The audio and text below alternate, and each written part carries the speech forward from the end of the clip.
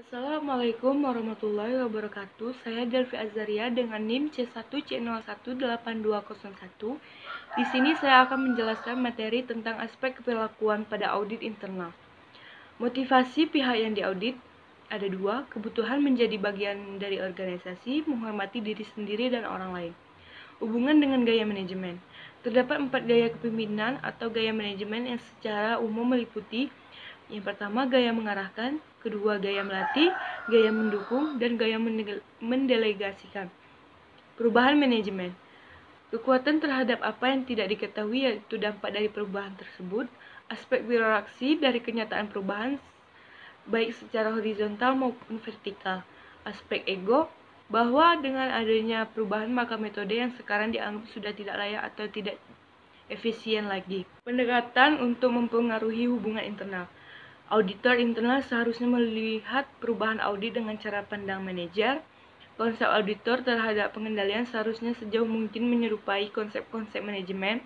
Auditor seharusnya mengutamakan suatu pendekatan partisipatif. Auditor seharusnya menjadi suatu audit yang seimbang, bukan sebagai suatu yang menghakimi. Auditor seharusnya melengkapi kegagalan dari suatu pendekatan manajemen.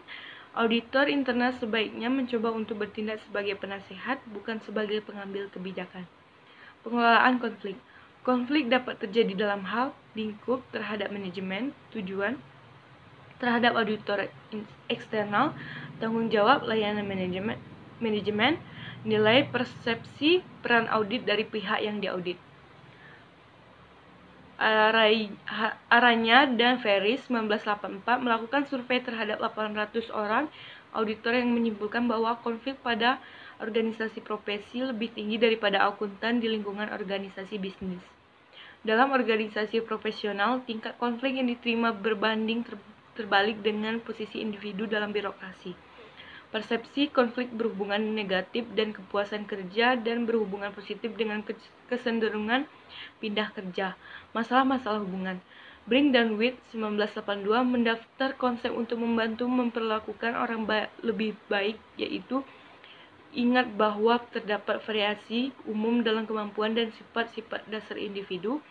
Pertimbangkan mempengaruhi terbesar terhadap perasaan dan emosi.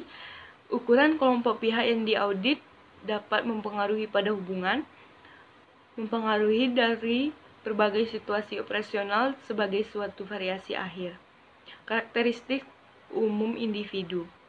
Menjadi produktif karena sibuk dengan pekerjaan-pekerjaan yang bermakna, mempunyai motivasi untuk melakukan usaha yang dianggap penting, mempunyai keinginan untuk melayani dan memberikan bantuan kepada individu lain, memiliki kebebasan memilih untuk mendapatkan independensi dan kebebasan pilihan, memiliki sifat yang adil dan jujur, memiliki bias pada diri sendiri, di mana setiap individu lebih suka terhadap pujian daripada kritikan, mencari kepuasan diri sendiri, memiliki nilai untuk mendapatkan imbalan atau usaha-usahanya, bersikap patuh dan dapat beradaptasi dengan lingkungan secara baik, memiliki keterkaitan dengan memaksimalkan kepuasan sendiri, cenderung sensitif.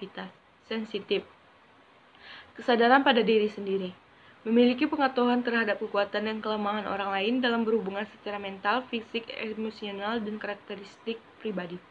Rasa memiliki terhadap produktivitas dan kepuasan kelompok kerja, dapat menyesuaikan diri dengan kelompok organisasi secara luas, suatu keinginan untuk melayani kebutuhan-kebutuhan orang lain, merasa memiliki produktivitas yang didasarkan pada ego sendiri, memiliki rasa keterpaduan yang berasal dari kepercayaan bahwa seseorang berpartisipasi dalam suatu lingkungan secara etis. Komunikasi secara efektif. Unsur-unsur dipertimbangkan untuk memiliki hubungan perilaku yang baik. Jangan bicara atau menulis dalam bentuk langsung, sebab auditor bukanlah bagian dari manajemen. Jangan menggunakan istilah-istilah yang berimplikasi dan kesalahan-kesalahan kerja dari pihak yang diaudit. Jangan menjadikan pihak yang diaudit sebagai pokok bahasan. Ketika memberi saran, pertimbangkan sifat ego pihak yang diaudit, sebab hal ini berimplikasi pada anggapan mereka. Menghadapi banyaknya oposisi. Terdapat 3 jenis pokok dari banyaknya oposisi. Yang pertama, suatu indikasi yang menunjukkan kurang pentingnya audit manajemen. Punca dari pihak yang diaudit menolak untuk berpartisipasi dalam pertemuan untuk mempertimbangkan isi laporan. Pihak yang diaudit bertindak dalam suatu gaya konfrontasional, misalnya saja catatan-catatan tidak tersedia. Pihak yang diaudit menolak untuk mengambil berbagai tindakan selama atau setelah audit, dan operasi terus dijalankan seperti sebelumnya. Pelaksanaan audit partisipatif. Elemen keperlakuan tersebut meliputi: pada awal audit, tanyakan pada pihak yang diaudit bidang mana yang akan diaudit, bangun suatu pendekatan kerjasama dengan staf pihak yang diaudit dalam menilai program audit, pelaksanaan audit, peroleh persetujuan dan merekomendasi untuk tindakan koreksi. Penggunaan pengetahuan perilaku dalam audit. Secara umum, penanganan keperilakuan organisasi adalah akibat dari berbagai hal tersebut. Kondisi pada umumnya kualitas dari struktur pengendalian internal, motivasi atau kebutuhan dari karyawan kantor untuk membentuk etika dan kejujuran atau sebaliknya, sikap atau dasar karakteristik pada pribadi dari seluruh tingkatan karyawan.